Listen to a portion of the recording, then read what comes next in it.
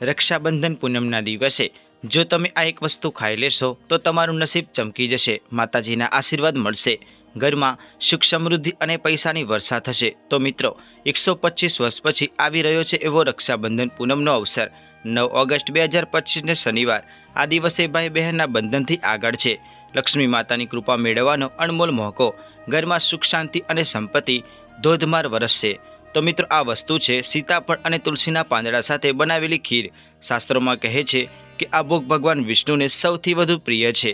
આ ઉપાય કરો અને જુઓ ઘરમાં ચમત્કાર। સાથે જ ભૂલથી પણ આ ભૂલ ન કરવી। માંસાહાર, તમાકુ, ગુટકા કે દારૂ, ડુંગળી અને લસણ આ બધું માતા લક્ષ્મી અને વિષ્ણુ ભગવાનને નારાજ કરે છે। એના બદલે કરો સાત્વિક આહાર, ભક્તિ અને શાંતિપૂર્વકનો દિવસ વિતાવો। તો મિત્રો વિડીયોની લિંક ડિસ્ક્રિપ્શનમાં આપેલી છે, ક્લિક કરો અને વિડીયો નિહાળો। વિડીયો પસંદ આવે તો લાઇક કરો, શેર કરો અને અમારી ચેનલ સબસ્ક્રાઈબ કરો। જય શ્રી કૃષ્ણ, જય માં લક્ષ્મી।